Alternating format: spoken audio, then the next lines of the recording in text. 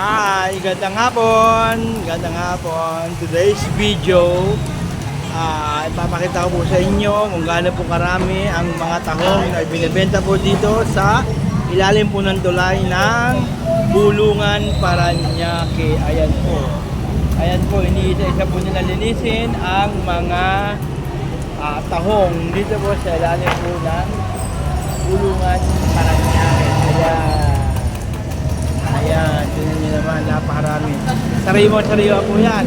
Galing po yan sa dagat kagad. Galing po yan sa dagat. Ayan po, yung pa sa kabila. Ayan. Ayan. Dito po kayo makakabili ng sariwang tahong sa Bulungan. Kaya, kayo po mga dayo, kayo pwede po kayong dumayo dito sa La Huerta, Paranaque. Ayan. Ayan. Ayan po, yung mga nakasako, may nakasako pa, ayan o. Mga nakasako pa yan. Po, may nakasako. May paparating po, paparating pa.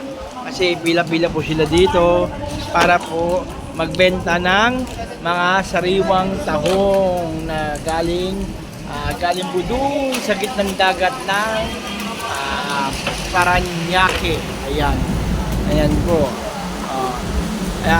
Ito po, sana po suportahan nyo ako sa akin vlog, Bandilarias Vlog.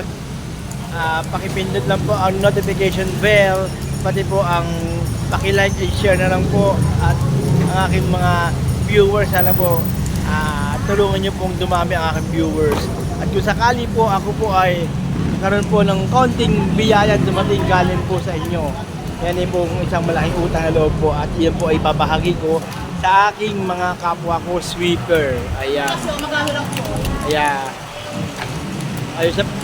Makiusap lang po. Ako po sana inyong supportahan sa aking vlog na ito.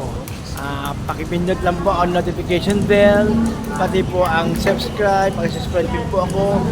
Pati paki-like and share sa aking pong vlog, Mervin Bandilares Vlog, pati po sa Facebook vlog. Ayan po. Maraming salamat po and God bless. And sana ako po simutan. Maraming salamat po. Bye!